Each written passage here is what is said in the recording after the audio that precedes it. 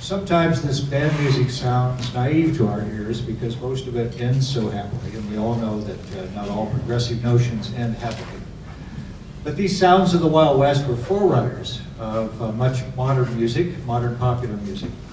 Jazz bands, show music often used instruments from the band, and modern popular music developed complicated rhythms and sounds from the early syncopations of the marches and ragtime. It's been our pleasure to present this to you, and a little information about Buffalo Bill and his Wild West show. I'm a museum guy, and so I deal with objects and artifacts and Buffalo Bill's hat. But this music is like a living artifact, which really transports us in a way that words on the wall can't to the time. Wild West scholar Richard B. Wilson writes, "The music of Buffalo Bill's Wild West unified the myriad sights and smells, narrative hoopla, and raucous sounds of a spectacle that aimed to satisfy showgoers by leaving their minds and imaginations overstimulated and exhausted, just the way we hope you leave here today."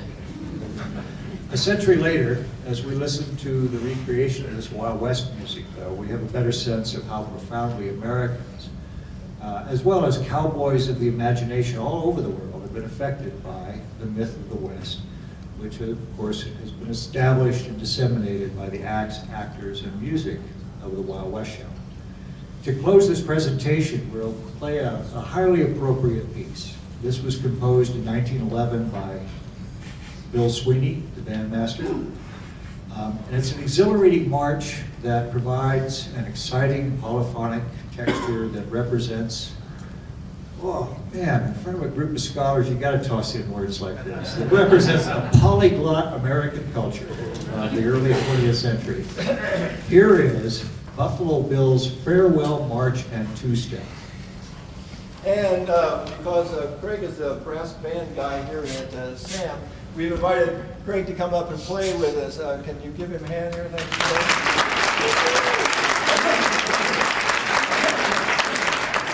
And I'd like to thank Paul Fees for just doing a great job of telling the story.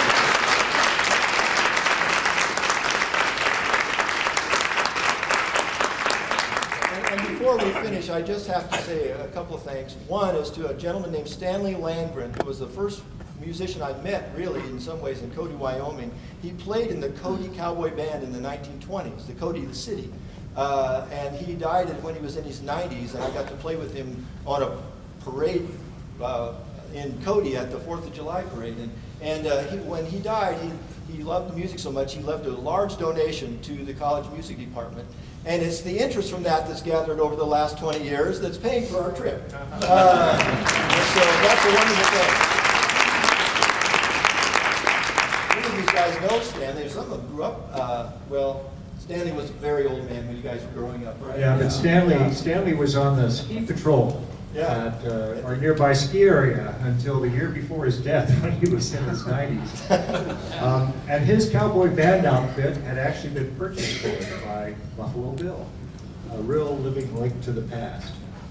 I'd just like to thank the band, too, because they're